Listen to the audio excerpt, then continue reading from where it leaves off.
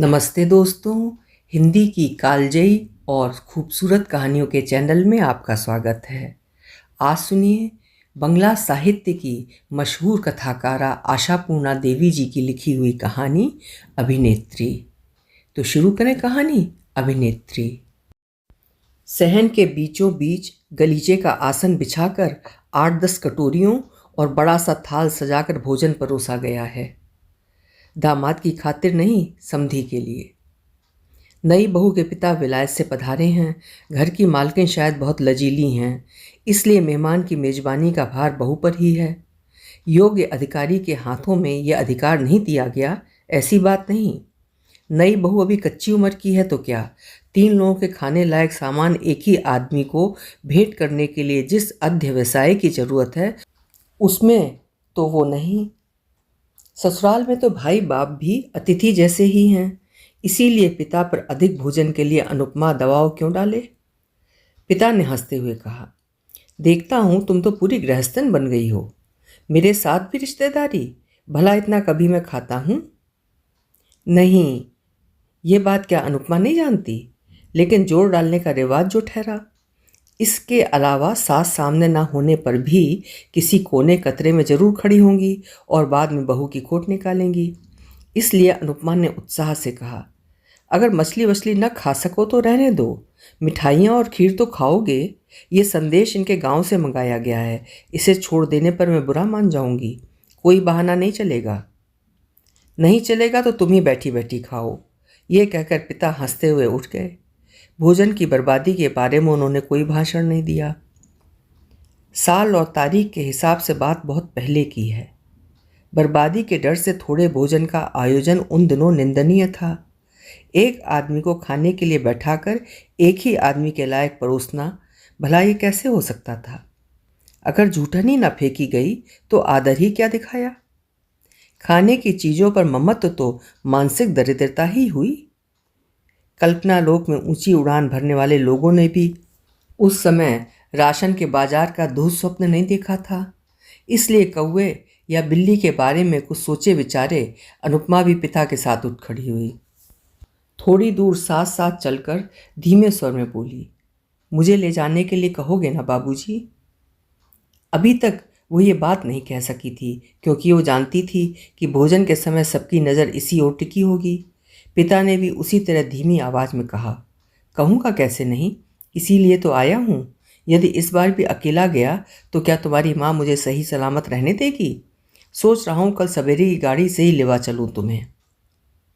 आशा, आशंका, उद्वेग और उत्कंठा में उलझा उसका किशोर हृदय एक क्षण की भी प्रतीक्षा नहीं कर सकता। कल सवेरे, मानो वो आगामी भविष्य की बात हो। लेकिन नई नई बहू मायके जाने के बारे में बात करे, वो भी पिछले जमाने की बहू। मायके जाने की इच्छा करना तब बड़ा भारी अपराध माना जाता था। इसीलिए पक्की गृहिणी की तरह अनुपमा ने फुसफुसाते हुए उपदेश दिया, खूब समझा बुझा कर कहना बाबूजी, पता ही है मेरे ससुर जी जरा क्रोधी स्वभाव के आदमी हैं। जरा? पिताजी हंसे, फिर बोले, अजीब अजीब बातें करते हैं। उनकी हवाई बातें सुनते सुनते तो दिमाग खराब हो जाता है। खैर जाने भी दो, इस बार जैसे भी हो कह सुनकर। इन बातों से अनुपमा को थोड़ा धीरज बंधा। उसने पिता को चुप रहने का इशारा किया। कहीं पर शायद पैरों की आहट हुई। पिता से ले जाने का अनुरोध करने के अपराध में पकड़े जाने पर बचने का कोई रास्ता नहीं। सास भले ही लजीली हैं, लेकिन सहनशील भी होंगी, ये जरूरी नहीं। एक आध घंटे बाद उसी सहन में सतरंजी बिछाई गई और 4-5 कटोरियों से घिरी थाली में गृहस्वामी भोजन कर रहे थे। सामने ही अनुपमा हाथ में पंखा लिए बैठी थी। वे कोई बाहरी रिश्तेदार न थे, पर मेहमान नवाजी किसी रिश्तेदार की ही तरह हो रही थी। ये भी एक रिवाज है, लड़के की बहू सेवा शुश्रूषा करे। यही साध तो बड़े बूढ़ों के मन में रहती है, और इस साध को पूरा करना जानती है अनुपमा। कुछ देर भोजन करने के बाद गृहस्वामी ने सिर उठाकर, मानो यकायक कोई बात याद आ गई हो, कहा, हाँ ठीक ही तो है, तुम्हारे बाबूजी ले जाना चाहते हैं तुम्हें। बाबूजी की बात जाने भी दीजिए। ये कहकर अनुपमा पंखा और जोर जोर से झलने लगी। दिल की तेज होती जा रही धड़कन कहीं पकड़ी ना जाए, इसलिए और भी परेशानी है। ऐसे कैसे चलेगा? ससुर ने दोहरे ढंग से अपनी बात पूरी की। वे तो तुम्हें ले जाने पर तुले हैं। सुना है तुम्हें न ले जाने पर तुम्हारी माँ उनको घर में घुसने नहीं देगी। यही तो रोना है, दही पर चीनी डालते डालते अनुपमा ने कहा। माँ भी अजीब हैं, बेटी को देखने की इच्छा होते ही रोना पीटना शुरू कर देती हैं। भला ये भी कोई बात हुई? बाबूजी को क्या कम परेशानी है? उस बार इसी दशहरे पर बड़ी दीदी के आने की बात थी, शायद आई नहीं, बस इसी बात पर खाना पीना बंद। दशहरे के अवसर पर नई साड़ी वाड़ी पहनेंगी, सजेंगी धजेंगी, वो सब कुछ नहीं हो पाया। अच्छा, क्या हमेशा बुलाने पर जाना संभव हो पाता है? घर की सुविधा असुविधा भी तो देखनी होगी। ससुर के चेहरे से बादल छंट गए और वहां केवल कौतुकपूर्ण चमक ही दिखाई दी। मैंने तो तुम्हारे बाबूजी को वचन दे दिया है, यह कहकर उन्होंने खीर की कटोरी आगे खींच ली।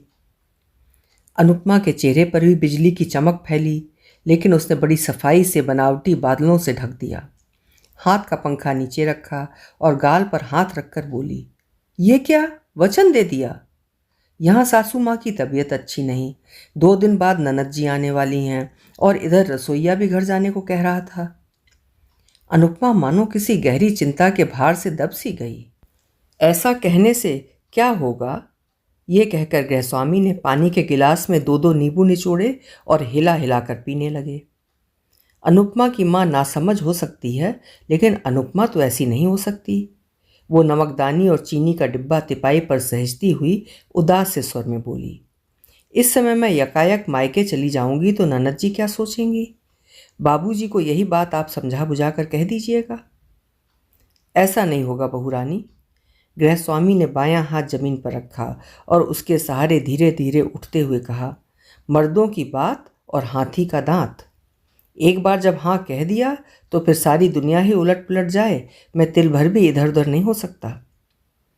तब और क्या कर सकती है बेचारी अनुपमा?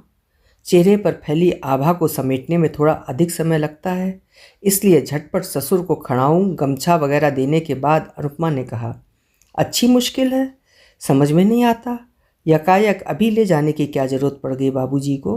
कहीं माताजी की तबीयत तो खराब? इसके बाद का दृश्य सहन का नहीं कमरे का है, दिन में नहीं रात में।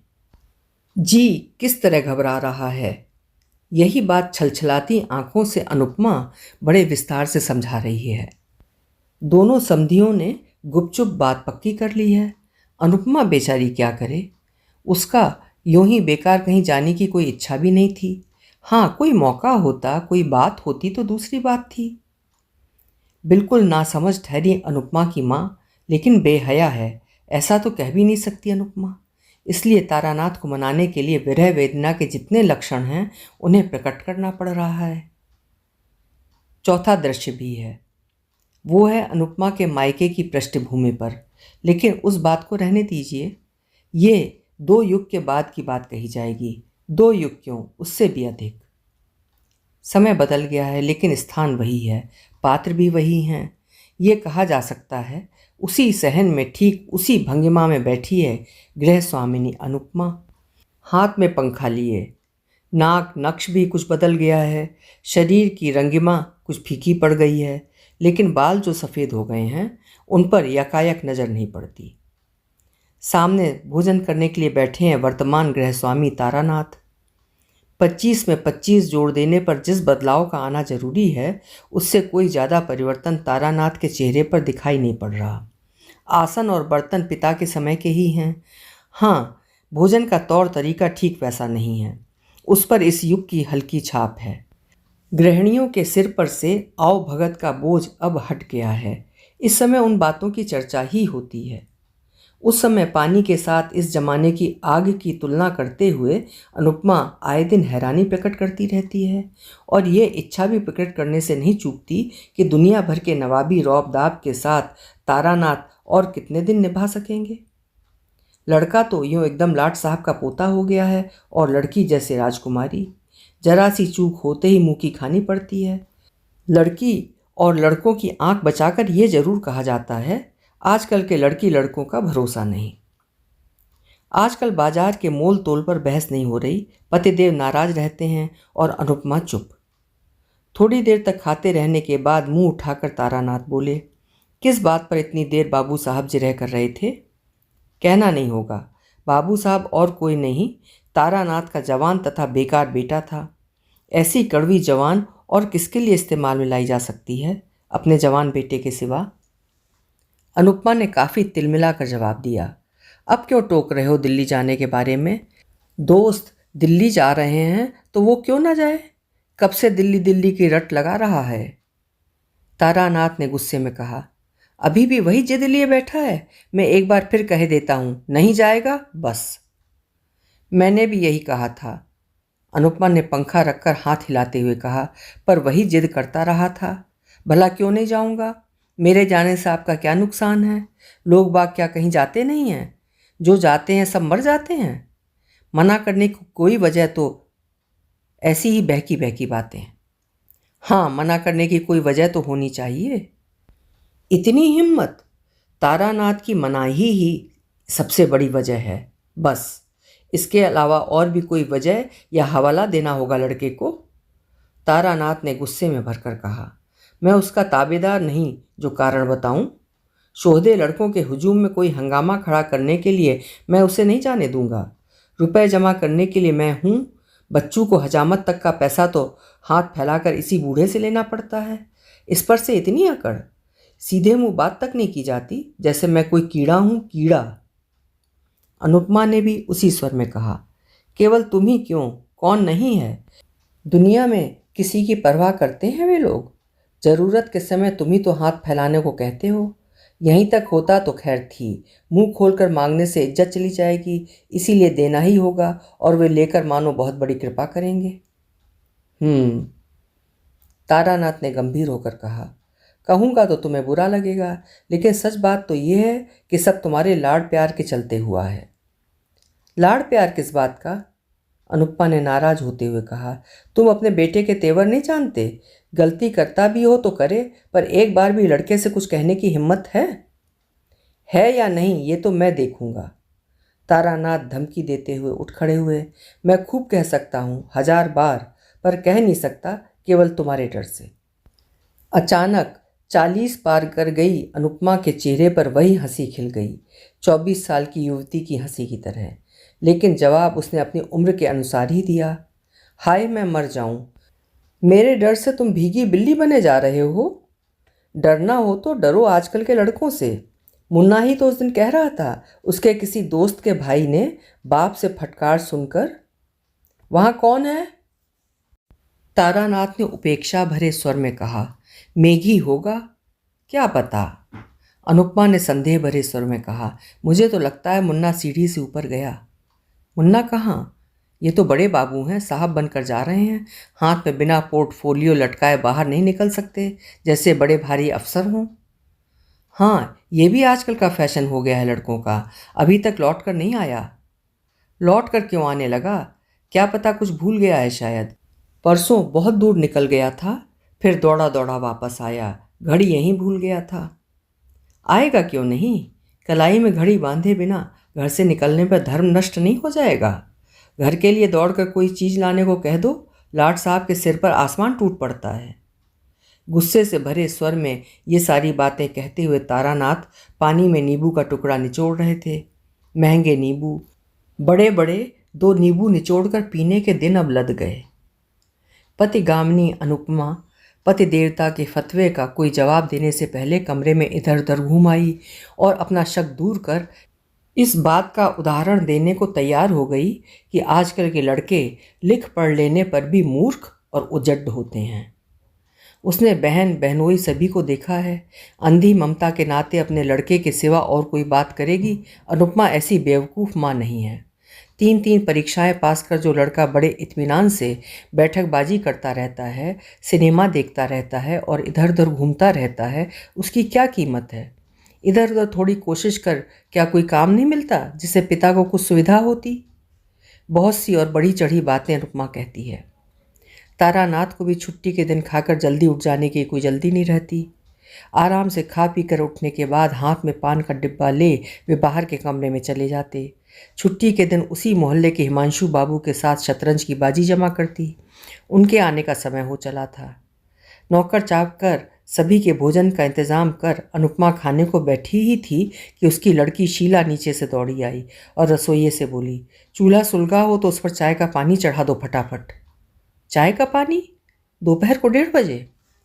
अनुपमा ने हैरानी से पूछा, इस समय चाय पियोगी? शीला ने झुंझला कर कहा, मैं नहीं, भैया के सिर में बहुत दर्द हो रहा है, उन्हीं के लिए।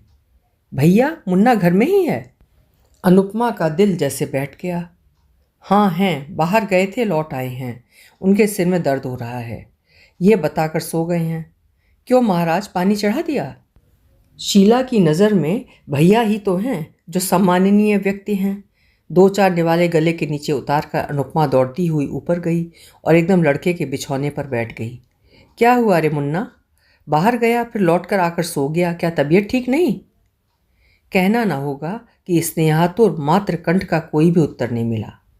हालत जानने के लिए ज्यों ही अनुपमा ने बदन पर हाथ रखा त्यों ही हाथ हटाकर मुन्ना ने करवट बदली और सो गया। इस अपमान पर ध्यान न दे अनुपमा ने फिर पूछा, कब आए तुम? मुन्ना चुप था। इसीलिए इसमें कोई संदेह नहीं रहा कि माँ बाप उसकी जो आलोचना कर रहे थे वो उसके कान में पड़ चुकी थी। कुछ भी हो, अनुपमा हार कर लौट तो नहीं जाएगी, इसीलिए उसने रुंधे स्वर में कहा, आज ही अपनी तबीयत खराब करनी थी, परसों ही तो तुम लोगों के बाहर जाने की बात है। बाहर जाने की? मुन्ना ने जिस तरह त्योरी चढ़ाकर देखा उससे और जो हो उसकी मासूमियत नहीं झलकती थी। बाहर जाने का मतलब? मुझे कहाँ जाना है? उसने पूछा। अनुपमा भी उतनी ही भोली भाली बन गई, एकदम खोई खोई सी, मानो अभी भी उसका बचपन नहीं बीता। उसने ऐसी बाल सुलभ सरलता से कहा, क्यों, तुम्ही ने तो कहा था कि मंगलवार को हमारे साथी जाएंगे। वे लोग जाएंगे तो उससे मेरा क्या? उनके पास ढेर सारा पैसा है, जो चाहें सो करें। अनुपमा यकायक शीला की तरह खिलखिलाकर हंस पड़ी। 20 बरस पहले दूध पीते और रूठे बच्चे को जिस तरह बातचीत कर मना लेती थी, ठीक वैसे ही भुलावा भरे स्वर में बोली, ओह, तो ये कहो बाबू साहब नाराज़ हैं? किसी ने मारा है कि फटकारा है या गाली दी है? मालूम पड़ता है उनकी ही बातें तेरे कान में पड़ी हैं। अनुपमा केवल उनकी बात कर रही है, अपनी गलती का तिल भर भी निशान उसके चेहरे पर नहीं था। वो यही सोच रही थी कि मुन्ना को आखिर हो क्या गया है। तू उदास मत हो लाल, रुपए मैं दे दूंगी, मैं कह रही हूं ना। तुम रुपए कहाँ से ले आओगी? आसमान से? जरा सुनूं तो। तारानाथ राय के ही तो रुपए हैं। शौक पूरा करने की मेरी कोई इच्छा नहीं है, मुझे सोने दो माँ। ये शौक, ये घूमना फिरना सब बेकार है। अनुपमा ने चुटकियों में लड़के की बात उड़ा दी। हाँ हाँ, तू तो अब बड़ा बुजुर्ग हो गया, तेरे कामकाज की उम्र जो बीत गई है ना, इसलिए बेकार का ठप्पा लगा ले अपने ऊपर। उनकी बात पर भी कहीं गुस्सा हुआ जाता है बेटे, उनकी बात का कहीं कोई सिर पैर भी है? उनकी बात कोई मानता रहे तो ना अच्छा खाए, ना अच्छा पहने, ना दोस्तों से मेल जोल रखे। शौक मौज सबको ताक पर रख, बस तौला माशा और केवल रुपए पैसे का हिसाब रखे। वही ठीक भी है, जब तक उनका अन्न जल लिखा है। ये भी कोई बात हुई? मैंने तो अब तक उनका ही अन्न खाया है, और क्या वही कर रही हूँ जो वो चाहते हैं, कहते हैं। वो तो मुंह पर 2-4 मीठी मीठी बातें कर उन्हें बहलाए रखती हूँ, समझे। अनाप शनाप बककर काम बिगाड़ने से क्या लाभ? तुम्हारे पिता ठहरे क्रोधी स्वभाव के आदमी, अगर किसी प्रकार उनके मुंह से ना निकल गया तो हाँ कराने की ताकत किसी के बूते की बात नहीं। सिर्फ मैं ही उन्हें समझा बुझाकर या खुशामद कर। मुन्ना यकायक उठ बैठा और उद्धत स्वर में कहने लगा, क्यों करती हो? यही तो ज्यादती है। उनकी किस बात की खुशामद? पिताजी से हमेशा डरते रहने से यह हालत हुई है, लेकिन क्यों? क्या तुम्हारी अपनी कोई औकात नहीं? अच्छा बुरा सोचने की ताकत नहीं? कोई बात और जिरह नहीं? अनुपमा के टेढ़े होंठों पर हल्की सी मुस्कुराहट खेल गई। बात, बहस और तर्क, अनुपमा में ये सब क्यों नहीं है? ये सब इतने अधिक हैं कि उनका तेज प्रवाह समुद्र की लहरों की तरह बाप बेटो दोनों को ही बहा कर ले जा सकता है। लेकिन बहा कर ले जाने से तो अनुपमा का काम नहीं चलेगा। विचार और वितर्क के हवाले देने पर तो अनुपमा का गृहस्थी चलाना मुश्किल हो जाएगा। और उसकी अपनी औकात, वो चीज़ भी तो आम के रस की तरह पानी में घुलकर धूप में सूख कर बिल्कुल नष्ट हो गई है। और खुशामद के खिलाफ तो खुद उसमें इतनी तड़प है जितनी बेटे के लिए उसकी तड़प, लेकिन उसके साथ ही इतने देर तक वो क्या करती रही। लेकिन ये सब तो कुछ भी नहीं कहती अनुपमा। मुस्कुराहट की हल्की सी रेखा और भी फीकी पड़ती हुई होठों में ही खो जाती है। उदास स्वर में उसने कहा, क्यों नहीं? और ये सब क्या तू समझता है बेटे? लिख पढ़कर पंडित हो जाने से ही क्या ये सब समझा जा सकता है? तू मुझे और बहुत मत साल रे। तेरे सारे दोस्त सैर करने जाएंगे और तू पड़ा रहेगा। मैं ये नहीं सह सकती। खुद तो मैं कभी कहीं नहीं जा सकी। दुनिया में क्या कुछ है कभी नहीं देखा, हमेशा कैदी ही रही। लेकिन तू तो जी भर ये सब देख ले, इसी में मेरी खुशी है। मुन्ना माँ को फटी फटी नज़रों से देखता रहा। ऐसा लगा मानो माँ उन दो आँखों की भाषा में ना जाने कितने सालों की नाराज़गी इकट्ठी हो गई हो। एक वंचित जीवन की, एक बंदी जीवन की और व्यवस्था भरी नाराज़गी की। इसके बाद कहानी की दिशा बदली है। हाथ में चाय लिए शीला आ गई। मुन्ना के हाथ जब रुपए आएंगे तो वो माँ को किन किन जगहों की सैर कराएगा, इस पर बातचीत चल पड़ी। जो मुन्ना को पसंद है अनुपमा को वो पसंद नहीं। उनके विचारों से कितनी तकलीफ़ों के बाद कहीं निकलना होगा, तो फिर मंसूरी ही क्यों, पुरी और भुवनेश्वर ठीक रहेगा। शीला का आदर्श तो भाई है, इसीलिए उसने माँ की पसंद को खारिज कर दिया। लेकिन इतने में मुन्ना ने फिर विचार बदल दिया। पुरी भुवनेश्वर क्या ऐसी वैसी जगहें हैं? भारत की स्थापत्य कला का बेजोड़ नमूना। नहीं, माँ की पसंद की तारीफ करनी चाहिए। इसलिए यही तय हुआ। तभी शीला के लिए कटकी साड़ी खरीदी जाने लगी और तीर्थ क्षेत्र में बिकने वाले कांसे के बर्तन खरीदे जाने लगे। फिर दूसरी यात्रा के बारे में छानबीन शुरू हो गई। अकस्मात जैसे दरवाजे के पास बम फटा हो। पूछता हूँ, आज चाय वाय नहीं बनेगी? अनुपमा घबरा कर घड़ी की ओर देखने लगी। 4:40। ठीक 4 बजे होता है तारकानाथ का टी टाइम। समय गुजरते ही तारकानाथ के दिल की बीमारी बढ़ जाती है। अचानक सवाल की मार से दिल की हालत कुछ भी हो, चेहरे को ठीक ठाक रख अनुपमा ने सहज खेद भरे स्वर में कहा, हाय राम, इतनी देर हो गई। अरे शीला, तू तो अच्छी लड़की है। माधव की भी क्या मति गति है, बेसुध पड़ा सो रहा होगा। सच? स्वर में जितनी भी संभव हो उतनी कड़वाहट मिलाते हुए तारकानाथ ने कहा, दिहाड़ी पर रखे नौकर चाकरों की अक्ल ही काम देगी। पति की बात के जवाब में अनुपमा की जीभ पर कोई बात आ गई थी, बिना महीने की नौकरानी के विवेक की बात। लेकिन उसने कहा नहीं। देखो ना, बेटा फिर तबीयत खराब है कहकर सो गया है। क्या पता कहीं बुखार उखार ना हो जाए। इसके बाद का दृश्य दिन का नहीं रात का है। बात इस कमरे की नहीं उस कमरे की है। घर के दरवाजे से सिटकनी लगाकर सोडा की 2 टिकिया और पानी का गिलास पति के हाथ में पकड़ाने के बाद अनुपमा पान का डिब्बा हाथ में लेकर बिछौने पर बैठ गई। पान लगाने के ढेर सारे सामानों से भरे डिब्बे को खोलकर पान बनाया और बीड़ा मुंह में डाला और कहा, छाती की तकलीफ कोई ज़्यादा तो नहीं है? तुम भी वक्त से ज़रा इधर उधर होते ही बिगड़ जाते हो। सुन रहे हो ना? नाराज हो? तुम्हें लेकर तो भारी मुश्किल है। अभी भी बच्चों की तरह नाराज होना, रूठ जाना अच्छा लगता है? बेटा भी वैसा ही हुआ है। बाप की और कोई खूबी ना हो, गुस्सा तो वही 16 आने हैं। उस समय मैंने तुमसे कहा नहीं था कि मुन्ना की तबीयत खराब है? तबीयत नहीं बिगड़ी, तेवर बिगड़ा है। दोस्त जा रहे हैं ना, इसलिए दिमाग खराब है। नाराज होकर मैंने भी जाने को कह दिया है।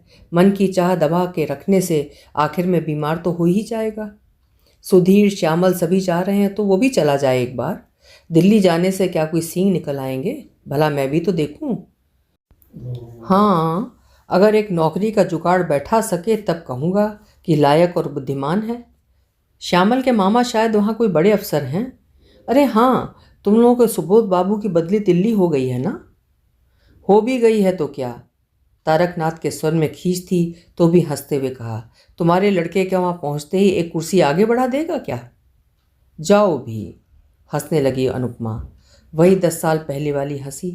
हंसकर तकिए का सहारा लेती हुई बोली, तुम्हें तो हमेशा मजाक ही सूझती है।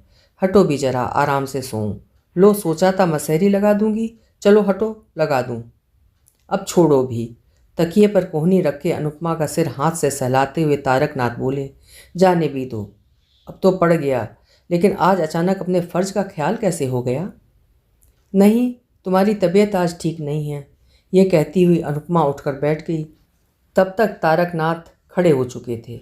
मूंछों के बीच से मुस्कुराते हुए बोले, अच्छा, बड़ी पति भक्ति जताई जा रही है। इन 27 वर्षों में कितने दिन मसहरी लगाई है? बीमार तारकनाथ को जल्दी नींद नहीं आती। दिन भर के काम और तमाशे से थकी अनुपमा क्षण भर में सो गई। शायद अभिनय में एकदम खरी ठीक उतरी थी, इसीलिए। अभिनय? नहीं तो क्या, बड़ा ही मजा हुआ अभिनय। इतना सहज कि वो अभिनय जान ही नहीं पड़ता। ये समझना असंभव है कि कौन सा असली है और कौन बनावटी। लेकिन अकेली अनुपमा ही क्यों? नारी मात्र ही क्या अभिनेत्री नहीं है? अभिनय की क्षमता तो उसके जीवन का मूल धन है। जन्म से ही प्राप्त इस पूंजी से उसका सारा कामकाज होता है। शायद ये सारी बातें गलत हों। उसका कोई भी अभिनय नहीं। नारी प्रकृति में सदा से ही पास पास रहती आई हैं दो अलग अलग इकाइयाँ, जननी और प्रिया। इस मामले में वो स्वयं संपूर्ण है। ममतामयी नारी अपनी इन दो अलग अलग भूमिकाओं की ओट में बड़े जतन से उस चिर शिशु पुरुष को सहारा और सहयोग देती आई है। अभी आप सुन रहे थे आशापूर्णा देवी जी की एक बेहद उम्दा कहानी, अभिनेत्री। माँ और पत्नी दोनों रिश्तों के बीच में कैसे एक स्त्री सामंजस्य बिठाती है, लेखिका ने बहुत स्पष्ट व्याख्या की है। आशा है कहानी आपको भी पसंद आई होगी। अगर कहानी पसंद आई हो तो चैनल को सब्सक्राइब करना मत भूलिएगा। फिर मिलेंगे। आपका समय शुभ हो, मंगलमय हो।